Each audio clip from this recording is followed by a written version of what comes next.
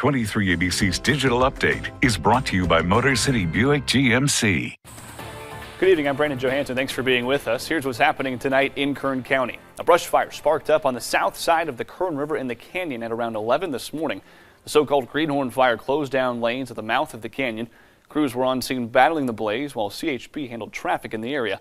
Lanes on Highway 178 were reopened over an hour later. But then, about 30 minutes after lanes were reopened, a vehicle drove into the Kern River, causing even more delays through the canyon. CHP says the driver, who was a man, was able to get out of that car just in time. Officers say he was traveling westbound from the western part of the mouth of the canyon when he veered off the road and rolled off the embankment. He suffered minor injuries, and that cause of that crash still under investigation tonight.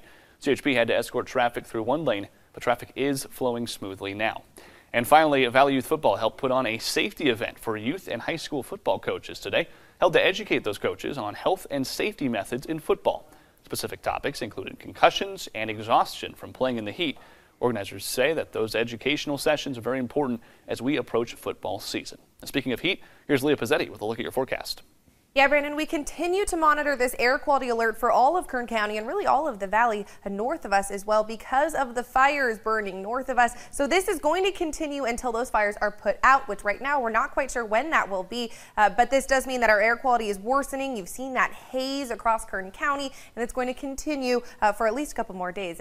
Our air quality for tomorrow in the unhealthy for sensitive groups range, an AQI of 119, but actually could be worse than that because the particulate matter from those wildfires is not always measured in this AQI. So just be aware right now and really for the next couple days, the next week or so at least, we're going to see that bad air quality. Take it easy. Don't do anything too strenuous. As we look ahead at the next week, we're in those triple digits in the valley, but it's looking like the beginning of next week could bring us some relief. The end of our current heat wave possibly as we cool down into those 90s. Wednesday is the first day of August, so we are ending July with that hazy condition, welcoming August with the potential to cool down. Our mountain communities, Kern River Valley in the triple digits through the next week or so, cooling down into those 90s by next weekend. Tehachapi and Fraser Park in those 80s with some 90s popping up once again next week, looking like we could get some relief.